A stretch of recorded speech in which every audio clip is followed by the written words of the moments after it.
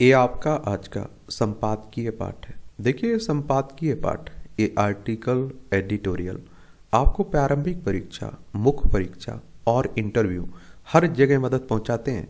चाहे आप लोग सिविल सर्विस एग्जाम की तैयारी कर रहे हो या किसी स्टेट पीसीएस एग्जाम की तैयारी कर रहे हो, तो इन्हें आप लोग जरूर पढ़ा करिएगा। और किसी खास टॉपिक पर किसी खास व्यक्ति के अपने विचार रहते हैं, तो इन्हें जरूर आप लोगों को देखना चाहिए। घरेलू निवेश को मिले प्राथमिकता। अभी हाल ही में आपने देखा है कि बजट आया हुआ था, और देखिए बजट की बात करें तो आप देखेंगे कि जो आय और व्यय का लेखा जोखा होता है ना, वही बजट में शामिल किया जाता है। बजट शब्द का उल्लेख हमारे संविधान में कहीं ना देखने को मिलेगा, लेकिन वार्षिक वित्तीय विवरण की बात की गई संविधान के अनुच्छेद 112 में। वित्त मंत्री निर्मला सीतारमण ने बजट में जिस प्रकार वित्तीय घाटे को काबू में रखा और राजकोषीय अनुशासन को लेकर प्रतिबद्धता जताई, और उसके लिए वह सराहना की पात्र है। और इससे महंगाई नियंत्रण में रहेगी और अर्थव्यवस्था में स्थिरता बनी रहेगी। हालांकि इसे अनदेखा नहीं किया जा सकता कि हमारी विकास दर दबाव में है। कुछ वर्षों तक करीब 8% आर्थिक वृद्धि की तुलना में वित्त वर्ष 2024-25 में 6.4% की वृद्धि के ही आसार हैं। इसलिए अर्थव्यवस्था में नए सिरे से प्राण फूंकने के लिए कदम उठाया जाना आवश्यक था। वित्त मंत्री ने इस दिशा में सार्थक कदम उठाते हुए निचले एवं मध्यम वर्ग को आयकर में भारी छूट दी है, और इससे करदाता के हाथ में अधिक रकम बचेगी और वे बाजार से वस्तुओं और सेवाओं का उपभोग कर सकेंगे। इससे अर्थव्यवस्था की पुनः गति पकड़ने की संभावना वलप्ती होती है। आयकर में छूट देने का नकारात्मक प्रभाव सरकार की आय पर पड़ेगा। राजस्व में संकुचन से कुछ खर्चों से हाथ खींचने पड़ सकते हैं। और आप देखते हैं कि आर्थिक विकास की मूल प्रक्रिया निवेश से निर्धारित होती है।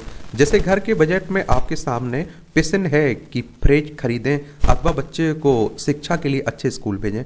तत्काल राहत के लिए फ्रिज खरीदना उचित है, लेकिन लंबे समय के लिए के सुधार के लिए बच्चे की शिक्षा में निवेश अधिक जरूरी है। यदि बच्चे की शिक्षा में निवेश नहीं किया तो परिवार का भविष्य भी अधर में लटक सकता है। ऐसे में वित्त मंत्री के समक्ष मूल प्रश्न यह था कि वह फ्रिज खरीदने पर जोर दे अथवा बच्चे की शिक्षा पर।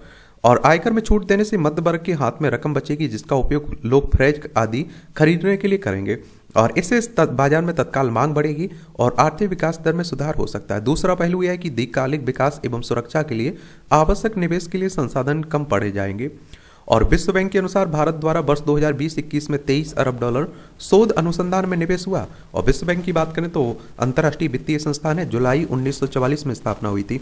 वॉशिंगटन डीसी यूएसए में इसका हेडक्वार्टर देखने को मिल जाएगा।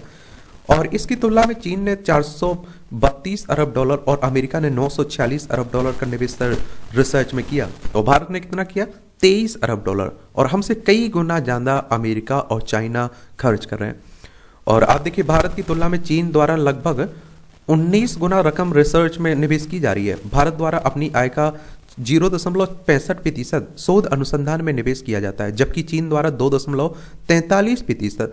अमेरिका द्वारा आप देखिए 3.46% निवेश किया जाता है। यदि हम विकसित देश बनना चाहते हैं और चीन आदि देशों की बराबरी करना चाहते हैं, तो शोध अनुसंधान में निवेश अति आवश्यक है। हमें बढ़ावा देना होगा अगर हमें चाइना को टक्कर देना है, अमेरिका को बराबर में जाना है। बिना नई तकनीक के सृजन के कोई भी देश आगे नहीं बढ़ सकता है। अमेरिका की समृद्धि भी शोध अनुसंधान में निवेश पर ही टिकी हुई है। इस मद में भारतीय बजट उदासीन है। वित्त मंत्री को शोध अनुसंधान के लिए निवेश में भारी वृद्धि करनी चाहिए थी। उन्होंने परमाणु ऊर्जा में निवेश जरूर बढ़ाया, जो सही दिशा में। इसी तरह स्टार्टअप को समर्थन देने के लिए एक फंड ऑफ फंड की स्थापना की पहल भी स्वागत योग्य है। हालांकि आवश्यकता को देखते हुए यह भी नाकामी लगता है। आर्टिफिशियल इंटेलिजेंस यानी एआई आने वाले समय में प्रमुख टेक्नोलॉजी हो सकती है। High speed bullet train, biotechnology आदि में भी निवेश अपेक्षित स्तर पर नहीं बढ़ाया गया है। और रक्षा खर्च में भी यही स्थिति है। भारत द्वारा 2021 में 85 अरब डॉलर का खर्च रक्षा में किया गया, जबकि चीन ने 302 अरब डॉलर और अमेरिका ने 930 अरब डॉलर। हालांकि भारत अपनी कुल आय का 2.3% रक्षा क्षेत्र में खर्च कर रहा है, जो चीन के 1.7% से अधिक है। चीन के खर्च का आंकड़ा इसलिए अधिक बढ़ा है क्योंकि उसकी जीडीपी हमसे 5 गुना अधिक है। वित्त मंत्री के सामने प्रश्न था कि वह खपत बढ़ाएंगी अथवा शोध अनुसंधान और रक्षा में खर्च बढ़ाएंगी, और जिसमें उन्होंने खपत बढ़ाने का निर्णय लिया है। अर्थव्यवस्था में इसका तत्काल लाभ मिलेगा, लेकिन दीर्घकालिक दृष्टि से रिसर्च और रक्षा के क्षेत्र में के लिए निवेश में जो भारी वृद्धि करनी थी वह नहीं की जा सकी। अब देखिए बजट की जो कमी बताई जा रही है ना, उसके बारे में आपको बताया जा रहा है। वित्त मंत्री को इस परिस्थिति में वित्तीय घाटे में कुछ ढील देनी थी। यदि वित्तीय घाटे को 4.4% पर सीमित करने के स्थान पर इसमें थोड़ी वृद्धि होने देती तो हम आयकर में छूट देने के साथ साथ शोध और रक्षा क्षेत्र में पर्याप्त निवेश कर सकते थे। नुकसान यह होता कि वित्तीय घाटा बढ़ाने से महंगाई बढ़ सकती हो। महंगाई से घबराने की जरूरत नहीं है। महंगाई का मुख्य प्रभावी विदेशी निवेश पर पड़ता है, और विदेशी निवेश देखते हैं आज वे निवेश करेंगे तो महंगाई के कारण कल उस निवेश की कीमत घट जाएगी। वित्त मंत्री को विदेश निवेश का मोह छोड़कर घरेलू निवेश पर तरफ ध्यान देना था। आयकर में छूट देने के साथ साथ उन्हें शोध अनुसंधान के लिए आवंटन में भारी वृद्धि करनी थी। बजट में कई कच्चे माल पर आयात कर कम किया गया है और यह सराहनीय कदम है। इससे उत्पादन बढ़ेगा। बजट में दलहन तिलहन उत्पादन को बढ़ाने के लिए एक मिशन का ऐलान किया गया है जो सही दिशा में है। हालांकि इन फसलों का उत्पादन बढ़ाने का सीधा उपाय यह था कि देश के किसानों को आयात से संरक्षण देते और दलहन तिलहन के दाम में वृद्धि होने देते। मिशन से यह कार्य हो पाएगा और इसमें संदेह बना रहेगा, क्योंकि यदि नई तकनीक सृजित भी हो गई तो उसका प्रभाव आने में समय लगेगा। और प्रशासनिक सुधारों और कारोबारी सुगमता के लिए वित्त मंत्री ने एक कमेटी बनाने का ऐलान किया है। वर्तमान में भ्रष्टाचार लाल फीताशाही उद्योगों की राय में बड़े अवरोध हो। जब जरूरत थी कि भ्रष्टाचार रोकने के लिए एक नई संस्था बनाने का काम किया जाता। कौटिल्य ने कहा था कि राजस्व चोरी रोकने के लिए राजा को एक जासूस तंत्र बनाना चाहिए और उस पर निगाह रखने के लिए एक और तंत्र बनाना चाहिए। इस दिशा में भी कदम उठाया जा सकता था। लेखक अर्थशास्त्री हैं डॉक्टर भरत झुंझुनूवाला, इनके द्वारा ये आर्टिकल लिखा गया है। आप लोग क्या सोचते हैं? अपनी राय आप लोग जरूर बताइएगा, ठीक है। शिक्षा की गुणवत्ता बढ़ाने की चुनौती, यह किसी से छिपा नहीं कि शिक्षा समाज की योग्य और समर्थ बनाने की दिशा में कितनी महत्वपूर्ण है। शिक्षा के परिसर एक परिपक्व और सृजनशील मनुष्य बनाने की प्रयोगशाला होती है और वहाँ विद्यार्थी जीवन मूल्यों की दीक्षा पाता है। उसके व्यक्तित्व की बनावट भी बहुत हद तक वही होती है। चूंकि भारत में शिक्षा ऐतिहासिक रूप से अनेक चुनौतियों से घिरी रही है, इसलिए इसकी समस्याएं इकट्ठी होती गई। भारतीय राजनीति शिक्षा के प्रति अलग अलग नजरिए से संवेदनशील रही है। फलता शिक्षा में प्रत्यक्ष परोक्ष रूप से राजनीतिक प्रयोग होते रहे हैं। चूंकि शिक्षा समाज के वर्तमान और भविष्य दोनों से जुड़ी रहती है, इसलिए उसमें राजनीतिक दिलचस्पी स्वाभाविक है। आज़ादी के बाद सेकुलर दृष्टि शिक्षा की आधारशिला बनी, जिससे बहुत कुछ जो भारतीय था उसे भुला दिया, बहिष्कृत कर दिया या फिर घटा बढ़ाकर विकृत रूप में शामिल किया। शिक्षा की प्रक्रिया को पश्चिमी दुनिया के अनुकूलन बनाने उसी के पैमाने पर चलाने का उद्यम चलता रहा और औपनिवेशिक काल में ज्ञान संस्कृति के एकल प्रतिमान के रूप में जो अंग्रेजियत स्थापित हुई है वर्चस्व बनाती गई। स्वतंत्र भारत में अपनाई गई शिक्षा की नीतियां, योजनाएं, प्रावधान, उसका क्रियान्वयन पुराने लीक पर ही होता रहा। स्वतंत्रता के बाद अपनाए गए पश्चिमी मॉडल से हम उबर नहीं पाए। परिणाम यह हुआ कि भारतीय शिक्षा के समग्र समावेशी स्वायत्त स्वरूप विकसित करने की बात धरी रह गई। अब हिंदी को आप लोग देखते होंगे, अब हिंदी को राष्ट्रभाषा की बनाने की बात होती है, लेकिन हिंदी को कितना बढ़ावा दिया जा रहा है। और इंग्लिश की तुलना में हिंदी को आप लोग देखिए, अगर आपको हिंदी आती है, अच्छी आती है तो कोई बड़ी बात नहीं, लेकिन इंग्लिश नहीं आती है ना तो बहुत बड़ी बात है। और कहीं आप नौकरी के लिए प्राइवेट जाइए, आपसे सबसे पहले पूछा जाता है इंग्लिश आती है, कि कोई ये नहीं पूछता हिंदी आती है। अमृत काल में भारत ने 2047 तक देश को विकसित राष्ट्र बनाने का संकल्प लिया है, ताकि आर्थिक, सामाजिक, सांस्कृतिक और जीवन की गुणवत्ता की दृष्टि से देश की सामर्थ्य में अभिवृद्धि हो, वह विकसित राष्ट्रों की श्रेणी में पहुंच जाए। कई वर्षों से शिक्षा पर देश के बजट में 6% खर्च करने की बात होती रही है, परंतु वास्तविक आय व्यय 3% भी कठिनाई से हो पाता है। विकास के पहिए की धुरी शिक्षा होती है, इसलिए यह राष्ट्रीय नियोजन में उचित महत्व की हकदार है। आज शैक्षिक परिवेश अध्यापकों की कमी और उनकी गैर अकादमिक आकांक्षाओं से दूषित हो रहा है। पेपर लीक की घटनाएं, शोध में चोरी, प्लेगरिज्म का चलन बढ़ रहा है। ज्ञान में वृद्धि और नवोन्मेष की जगह दोहराव और कॉपी पेस्ट की प्रवृत्ति तेजी से फैल रही है। ज्ञान की कवायद तो हो रही है पर पढ़ाई की गुणवत्ता घट रही है। खस्ता हाल विद्यालय, महाविद्यालय और विश्वविद्यालय की पढ़ाई नाकाफी हो रही है। उसकी भरपाई करते कोचिंग संस्थान लोकप्रिय और नफे वाला व्यापार बन चुका है। इसके दबाव में विद्यार्थियों का मानसिक स्वास्थ्य नकारात्मक रूप से प्रभावित हो रहा है। लोकहित के व्यापक लक्ष्यों के लिए समानता और समता जरूरी है, पर भारत में शिक्षा कई तरह से विभेदकारी होती जा रही है। आज सरकारी, अर्ध सरकारी और 100 वित्त पोषित संस्थाएं चल रही हैं। उनमें फीस, प्रवेश, पढ़ाई और परीक्षा के तौर तरीके भी बेमेल हैं। बच्चे को पढ़ाना अभिभावक के लिए बरसों बरस चलने वाले संघर्ष बन गया है। केंद्रीय बजट में शिक्षा की बारी बहुत बाद में आती है। दुनिया के अन्य देशों के सापेक्ष शिक्षा के लिए 6% आवंटन की वकालत कई सालों से की जा रही है। देश के 14.72 लाख विद्यालयों में 98 लाख शिक्षक हैं। 24.8 करोड़ विद्यार्थियों को शिक्षा प्रदान करते हैं। वित्त मंत्री ने बजट में सभी बच्चों को 100% स्कूल भेजने का लक्ष्य तय किया है। तकनीकी शिक्षा, शोध विशेषता, कृत्रिम मेधा पर विशेष ध्यान दिया गया है। इसके लिए 500 करोड़ रुपए की व्यवस्था की गई। इसके अतिरिक्त डिजिटल इंडिया ई लर्निंग के लिए 681 करोड़ का आवंटन हुआ है। मेडिकल कॉलेजों में 10,000 अतिरिक्त सीटें होंगी। स्कूल और उच्च स्कूलों और उच्च शिक्षण संस्थानों के लिए डिजिटल किताबें देने की तैयारी है। आईआईटी का विस्तार करते हुए 5 आईआईटी के लिए अतिरिक्त बुनियादी ढांचा, लेख, शिक्षा, रोजगार और कौशल विकास के लिए 1.48 लाख करोड़ रुपए का आवंटन किया गया। स्कूली शिक्षा की चुनौती बहुत बड़ी है, पर नवोदय विद्यालय का बजट कटा है। केंद्रीय विद्यालयों यूजीसी एनसीईआरटी केंद्रीय विद्यालयों का बजट बढ़ा है। उच्च शिक्षा के लिए 7.74% की वृद्धि हुई है।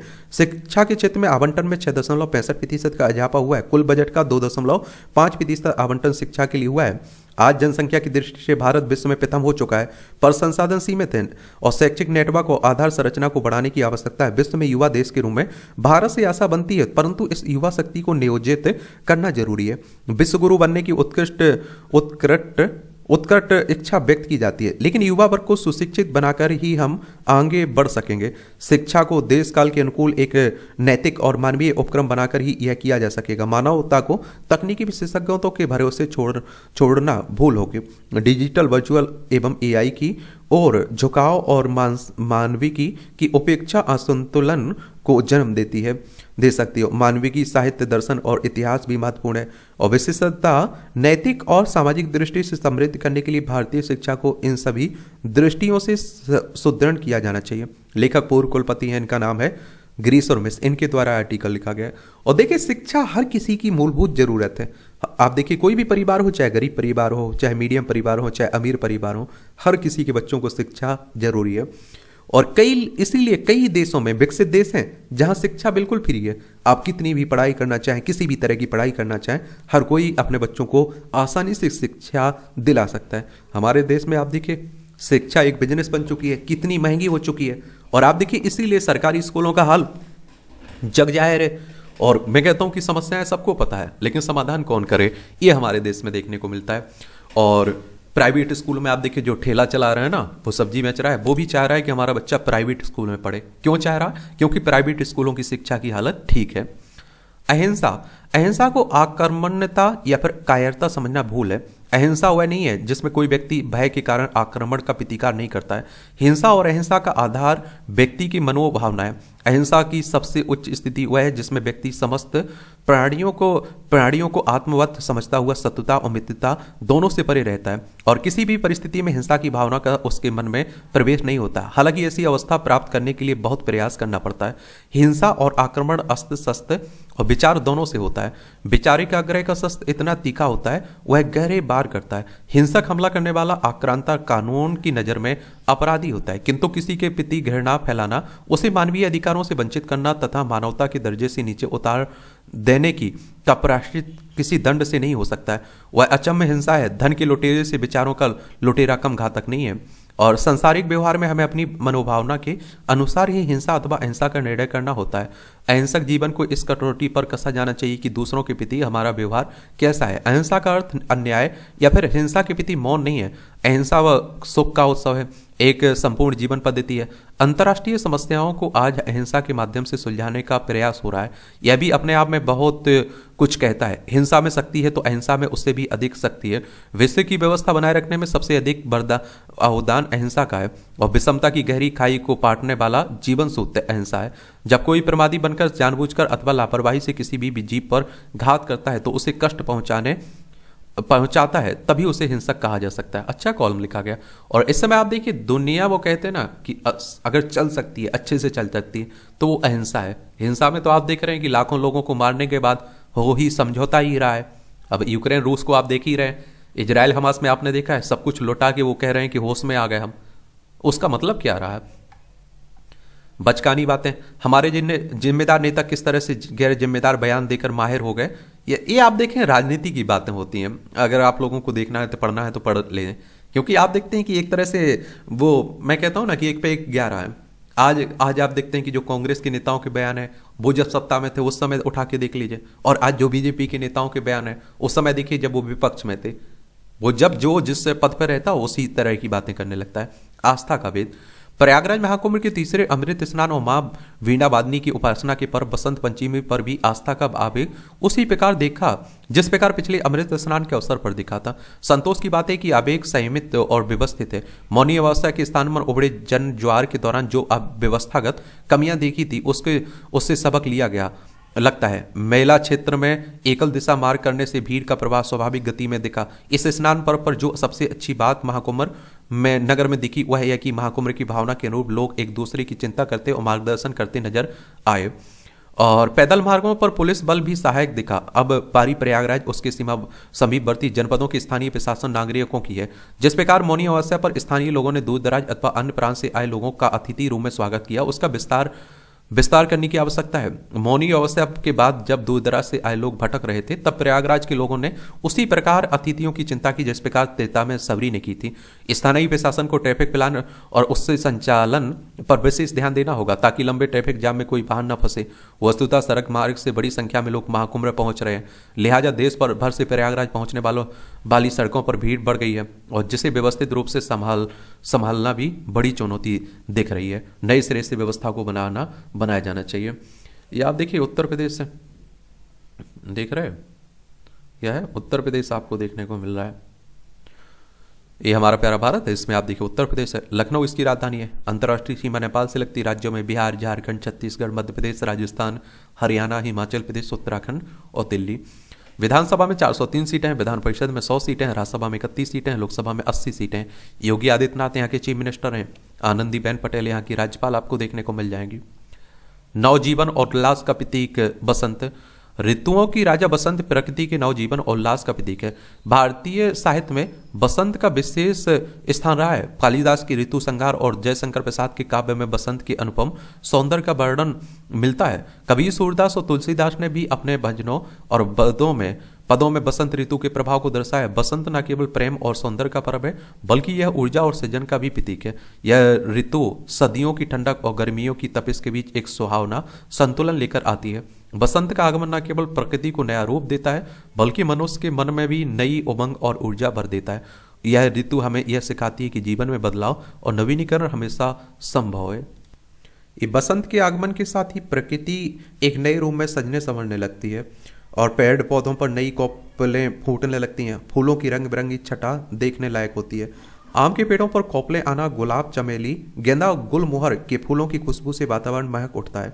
प्रकृति का यह श्रृंगार मन को आनंदित कर देता है। बसंत ऋतु का मौसम ना तो अधिक ठंडा होता है और ना ही अधिक गर्म। यह मौसम सुहावना और मनमोहक होता है। सुबह की हल्की धूप और शाम की ठंडी हवा मन को सुकून देती है। यह ऋतु बाहर घूमने और पिकनिक मनाने, प्रकृति की गोद में समय बिताने के लिए आदर्श होती है। बसंत ऋतु का मनुष्य के जीवन पर गहरा प्रभाव पड़ता है। यह ऋतु न केवल शारीरिक रूप से ऊर्जा प्रदान करती है बल्कि मानसिक रूप से भी ताजगी उत्साह का संचार करती है। लोगों के मन में नई योजनाएं और नए सपने जन्म लेते हैं। यह ऋतु हमें यह सिखाती है कि जीवन में बदलाव और नवीनीकरण हमेशा संभव है। और जिस तरह सर्दियों की ठंडक के बाद बसंत की मधुरता आती है उसी तरह जीवन में भी कठिनाइयों के बाद खुशियों का आगमन होता है। यह ऋतु हमें आशावादी बनने और जीवन के प्रति सकारात्मक दृष्टिकोण अपनाने की प्रेरणा देती है। बसंत ऋतु प्रकृति और मनुष्य दोनों के लिए नवजीवन और नई ऊर्जा का प्रतीक है। यह ऋतु हमें यह याद दिलाती है कि जीवन में बदलाव और नवीकरणीय हमेशा संभव है। बसंत के आगमन के साथ ही प्रकृति और मनुष्य दोनों में नई चेतना का संचार होता है। बसंत ऋतु जीवन में नवीनता, प्रेम, ऊर्जा और उल्लास का संदेश लाती है। यह न केवल प्रकृति में परिवर्तन लाती है बल्कि मानव मन को भी नई प्रेरणा से भर देती है। यह ऋतु हमें प्रेम, सद्भाव और आशावाद का संदेश देती है। बसंत के इस सुंदर मौसम का आनंद ले और प्रकृति के साथ तालमेल बैठाकर जीवन खुशहाल बनाए। लेखिका है इस स्वतंत्र टिप्पणीकार, अच्छा आर्टिकल लिखा गया है। यहाँ भी आपको टिप्पणियां मिल जाती हैं, पढ़ना हो तो पढ़ सकते हैं आप लोग, छोड़ना हो तो छोड़ सकते हैं। और इसकी पीडीएफ आपको एजुकेशन सर्कल प्लेटफॉर्म है ना टेलीग्राम पर, वहाँ डाल दी जाती है, तो वहाँ से जाकर आप लोग डाउनलोड भी कर सकते हैं। नई प्रणाली का स्वागत, जीएसटी भी हो सरल। ये आप देखते हैं कि आयकर में जो छूट दी गई है ना, तो उसी की बातें हो रही हैं। तो केंद्र सरकार ने बजट में कर्मचारी वर्ग को भारी राहत प्रदान करते हुए सालाना 12 लाख तक की आमदनी को करमुक्त कर दिया। हालांकि करदाता इस बात को लेकर भ्रमित हैं कि क्या 12 लाख रुपए तक की वार्षिक आय कर मुक्त होगी, जबकि 4 लाख से 12 लाख रुपए तक की आय स्लैब भी मौजूद है। सामान्य करदाता इस तकनीकी विवरण को नहीं समझ पाते कि आयकर अधिनियम 1961 की धारा 87A के तहत उपलब्ध छूट के कारण ही यह संभव हो सकता है कि 12 लाख रुपए से अधिक की आय होने पर करदाता इस धारा 87A के तहत उपलब्ध छूट से वंचित हो जाएंगे। प्रत्यक्ष कर प्रणाली को सबसे अधिक सरल बनाया जा सकता है, और यदि मूल कर मुक्त सीमा को 4 लाख रुपए से 12 लाख रुपए के बीच बढ़ा दिया जाए और धारा 87A के तहत हासिल भ्रमित करने वाली छूट को समाप्त कर दिया जाए और पुरानी कर व्यवस्था को समाप्त कर केवल एक कर व्यवस्था होनी चाहिए, और अधिभार तथा उपकर समाप्त कर दर को 30% से अधिक नहीं रखा जाना चाहिए। यह कदम राजा चलेया समिति की सिफारिश के अनुरूप होगा। अंतर्राष्ट्रीय कर प्रणालियों के साथ कर व्यवस्था को संतुलित करेगा और छूट समाप्त करके कर संग्रह मजबूत करें। तो कर स्लैब में कटौती के साथ दान, चंदा, राजनीतिक दलों को चंदा और कृषि आय जैसी कर छूट जो कि बड़े पैमाने पर दुरुपयोग की जाती है, समाप्त कर देना चाहिए। आम किसान की वार्षिक आय 4 लाख रुपए से अधिक नहीं होती है, और लेकिन अल्ट्रा रिच अत्यंत अमीर लोग, जिसमें कई प्रसिद्ध हस्तियां भी शामिल हैं, अपनी अघोषित आय को कृषि आय दिखाकर काले धन को सफेद करने के लिए इस प्रावधान का उपयोग करते हैं, क्या दुरुपयोग करते हैं। और इसके लिए कई बड़े लोग गांव में कुछ जमीन खरीद लेते हैं, फिर इसकी बदौलत बिना किसी उपज के अपनी काली कमाई को सफेद कर देते हैं। नेताओं को देख लीजिए, उसमें कोष्टक में आप लोग देखते होंगे लिखा रहता है उनके कि वो किसान है, फार्मर है। और भारत को स्वीडन की तर्ज पर नकदी रहित यानी कैशलेस अर्थव्यवस्था की ओर कदम बढ़ाना चाहिए। बैंकिंग अर्थव्यवस्था में नकदी के प्रभाव को सख्ती से रोकना चाहिए, जैसा कि 8 नवंबर 2016 को की गई नोटबंदी के मूल में सोच था। और एक स्थायी स्वैच्छिक प्रकटीकरण योजना लाई जा सकती है, और जो आप देखते हैं जहां करदाता अपनी अज्ञात आय को 30% की उच्चतम कर दर पर घोषित कर सकते हैं बिना आय के स्रोत का राजपास किए हुए। इस तरीके से विशेष रूप से संपत्ति सौदों, प्रॉपर्टी डील्स में नगद लेन देन को और औपचारिक बनाया जा सकता है। यदि संपत्ति सौदों पर पंजीकरण शुल्क भी घटाकर नगरपालिका करों सहित केवल 5% तक ले आया जाए और पूंजी लाभ को शेयरों की तरह 10% कर दिया जाए। सुझाए गए उच्चतम 30% स्लैब के तहत आय का राजपास करने वाले सभी लोगों के नाम वेबसाइट पर घोषित आय के अनुक्रम में मौजूद होने चाहिए, ताकि स्थिति सचेत व्यक्ति अधिक आय का खुलासा करने के लिए दौड़े आए और बदला जाए वित्तीय वर्ष। और एल के जहां समिति की सिफारिश के अनुसार वित्तीय वर्ष को अप्रैल मास से बदलकर जनवरी दिसंबर करना चाहिए, ताकि भारत अंतर्राष्ट्रीय मानकों के अनुरूप हो और ब्रिटिश शासन की इस पुरानी विरासत को समाप्त कर दिया जाए। और इसके अलावा टैक्स और कॉर्पोरेट ऑडिट के लिए अलग अलग मूल्य ह्रास नियमों को समाप्त कर एकीकृत ऑडिट प्रणाली लागू की जानी चाहिए। इसके साथ ही कैशलेस लेन देन को बढ़ावा देने के लिए 10,000 से अधिक के सभी लेन देन केवल बैंक के माध्यम से अनिवार्य किए जाएं। क्रेडिट कार्ड लेन देन पर शुल्क को सिर्फ 0.5% तक रखा जाए। साथ ही यह शुल्क केंद्र सरकार द्वारा वहन किया जाए। साथ ही क्रेडिट कार्ड के माध्यम से की जाने वाली खरीद पर सभी प्रोत्साहन समाप्त कर दिए जाने चाहिए। क्रेडिट कार्ड पर वर्तमान में 2% का उच्च लेन देन शुल्क व्यापारियों को ग्राहकों से अलग से वसूलने के लिए मजबूर करता है, खासकर आप देखिए जहां व्यापार मार्जिन कम है, जबकि क्रेडिट कार्ड जारी करने वाले बैंकों को आधे प्रतिशत के ट्रांजैक्शन चार्ज के साथ बहुत ज़्यादा कमाई होगी, क्योंकि क्रेडिट कार्ड का कई गुना इस्तेमाल होता है। व्यापारियों के लिए 2 क्रेडिट कार्ड स्वाइपिंग मशीन अनिवार्य होनी चाहिए, ताकि भुगतान स्वीकार करने की बहानेबाजी समाप्त हो सके। और क्रेडिट कार्ड को अगर आप लोग उपयोग करते हैं तो थोड़ा उसे सोच समझ कर उपयोग किया करिएगा, ठीक है।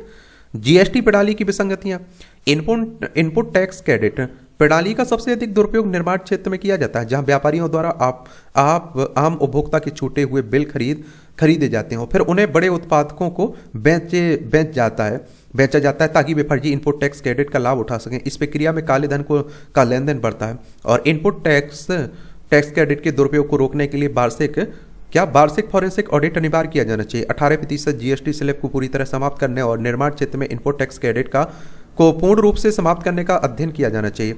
कार्य क्षेत्र में प्रयुक्त न किए जाने वाले खर्चों पर इनपुट टैक्स क्रेडिट की अनुमति नहीं होनी चाहिए, जैसे कि निजी उपयोग के लिए खरीदी गई कार पर 3% और 5% जीएसटी स्लैब को मिलाकर नया 6% जीएसटी स्लैब बनाया जाए, और जबकि 28% जीएसटी को 30% किया जाए। 6% और 12% जीएसटी स्लैब को मिलाकर भविष्य में 10% का एक नया कर संरचना लागू की जा सकती है। अप्रत्यक्ष कर संरचना को सरल बनाने के लिए केवल 3 जीएसटी स्लैब होने चाहिए, 6 और 12 और 30। अतिरिक्त लग्जरी कार कर और अन्य सिफारिशें। तो स्वर्ण आभूषण की चालान प्रणाली को 2 भागों में विभाजित किया जाना चाहिए, एक धातु और जड़े हुए रत्नों के लिए और दूसरा निर्माण शुल्क के लिए, ताकि केवल निर्माण शुल्क पर 12% आप देखते हैं कि जीएसटी लगे। अतिरिक्त लग्जरी वस्तुओं पर उपकर को समाप्त कर 60% के गुणक में अतिरिक्त जीएसटी स्लैब जोड़ा जाए। पेट्रोलियम उत्पादों को जीएसटी के दायरे में लाकर राज्यों में डीजल पेट्रोल की कीमतों को एक समान किया जाए, और सेवा क्षेत्र पर आप देखिए 12% जीएसटी लगाने के बाद 10 लाख रुपए या अधिक वार्षिक आय वाले व्यक्तियों को जीएसटी के तहत लाया जाना चाहिए। डाक सेवाओं पर जीएसटी में सुधार। तो आप देखिए सरकारी भुगतान को जीएसटी से मुक्त किया जाना चाहिए, ताकि सरकार को ही एक जेब से दूसरे जेब में पैसा भेजने की प्रक्रिया समाप्त हो। स्पीड पोस्ट जैसे प्रीमियम डाक सेवाओं पर जीएसटी लगाया जाता है, लेकिन अन्य डाक सेवाएं इसमें मुक्त हैं, यह असंगत है। डाक शुल्क संरचना को सरल बनाया जाना चाहिए, ताकि प्रत्येक 50 ग्राम की वजन वृद्धि के लिए शुल्क में सामान वृद्धि हो। इस तरह गहराई से देखें तो केंद्रीय बजट 2025-26 में आयकर और जीएसटी प्रणाली में बड़े सुधार की आवश्यकता है, और सरल कर प्रणाली और कैशलेस अर्थव्यवस्था को बढ़ावा देना और कर दुरुपयोग को रोकना भारत की अर्थव्यवस्था को पारदर्शी तथा मजबूत बनाने में सहायक होगा। और ये जीएसटी कब आया था, ये आप लोग बताइएगा, पता है आप लोगों को या नहीं? कब आया था जीएसटी? ये आप देखें संरचनात्मक चुनौतियों का समाधान। केंद्रीय बजट 2025 आर्थिक विकास को प्रोत्साहित करने, राजकोषीय अनुशासन बढ़ाने और प्रमुख क्षेत्रों को समर्थन देने के लिए डिजाइन की गई पहलों का एक जटिल सेट प्रस्तुत करता है। हालांकि पूंजीगत व्यय में वृद्धि और कर सुधार जैसी कुछ उपाय सराहनीय है, फिर भी बजट की अंतिम सफलता लगातार संरचनात्मक बाधाओं को प्रभावी ढंग से संबोधित करने पर निर्भर करती है, जो भारत की आर्थिक प्रगति में बाधा बनी हुई है। और आप देखेंगे कि एक विस्तृत विश्लेषण से ताकत और कमजोरियों के मिश्रण का पता चलता है, और जिससे इसके संभावित प्रभाव और निष्पादन की महत्वपूर्ण भूमिका की सूक्ष्म समझ की आवश्यकता होती है।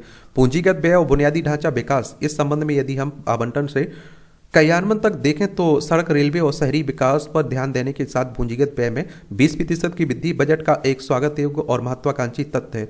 बुनियादी ढांचा निवेश आर्थिक विकास और रोजगार पैदा करने और उत्पादकता बढ़ाने के लिए एक सिद्ध उत्प्रेरक है। हालांकि सफल क्रियान्वयन एक महत्वपूर्ण चुनौती बना हुई है। पिछले बजट अक्सर परियोजनाओं में देरी, लागत में वृद्धि और नौकरशाही बाधाओं से जूझते रहे। सरकार को आप देखते हैं कि कौशल क्रियान्वयन को प्राथमिकता देनी चाहिए। इन आवंटनों को ठोस सुधारों में बदलने के लिए इन प्रणालीगत अक्षमताओं को दूर करना चाहिए। परियोजना क्रियान्वयन के लिए मजबूत निगरानी तंत्र के साथ एक स्पष्ट रोड मैप आवश्यक है। और कृषि और ग्रामीण विकास, हमारे देश में कृषि और ग्रामीण विकास में विकास के मामले में गति अभी भी बहुत धीमे है। लिहाजा इस दिशा में केवल लक्षण को समझने भर से नहीं बल्कि मूल कारणों का समाधान भी करना होगा।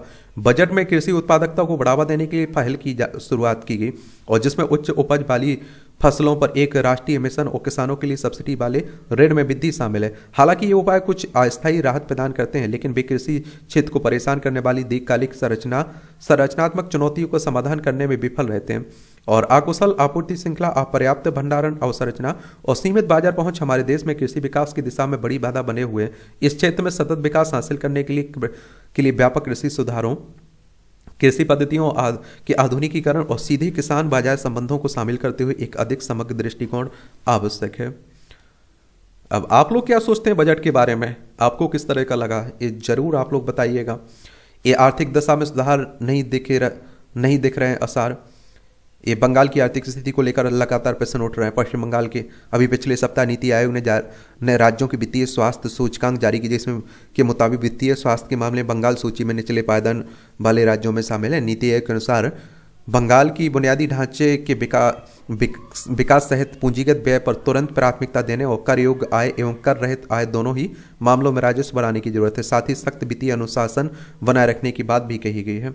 चलिए एक बार वेस्ट बंगाल को पहले देख लीजिए। देखिए कोलकाता इसकी राजधानी देखने को मिलेगा। सीवी आनंद बोस यहाँ के राज्यपाल हैं। ममता बनर्जी यहाँ की चीफ मिनिस्टर आपको देखने को मिल जाएंगी। इसकी सीमा आप देखिए उड़ीसा, झारखंड, बिहार, सिक्किम और असम से लगती है। अंतर्राष्ट्रीय सीमा इसकी नेपाल, भूटान, बांग्लादेश से लगती है। ठीक है। और बांग्लादेश पड़ोसी है। यहाँ विधानसभा में 294 सीटें हैं, राज्यसभा में 16 सीटें हैं, लोकसभा में 42 सीटें हैं, 88,752 वर्ग किलोमीटर में फैला हुआ है। तो इस सूचकांक के बीच जो सूचकांक आया था, इसके बीच अगर आप लोग देखें तो इस सूचकांक के बीच फरवरी 2025 का प्रथम 2 सप्ताह बंगाल की आर्थिक सेहत के लिए काफी अहम है, क्योंकि 5 और 6 फरवरी को ममता सरकार निवेशकों को आकर्षित करने के लिए बंगाल ग्लोबल बिजनेस समिट आयोजित करने जा रही है। वहीं इसके बाद 12 फरवरी को राज्य का बजट पेश होना है। मुख्यमंत्री ममता बनर्जी के लिए यह वर्ष काफी महत्वपूर्ण है।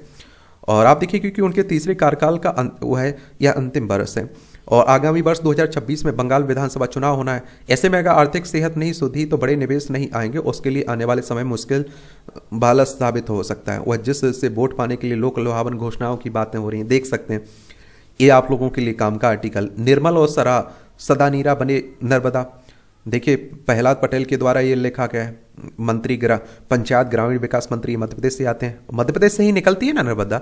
आज नर्मदा जयंती है, हम सब सौभाग्यशाली हैं जो परम पावनी मां नर्मदा का प्रत्यक्ष दर्शन कर रहे हैं। भगवती नर्मदा के लिए पुराणों में एक शब्द आया, नर्मदा सरिता वरा, अर्थात सरिताओं में नर्मदा सर्वश्रेष्ठ है।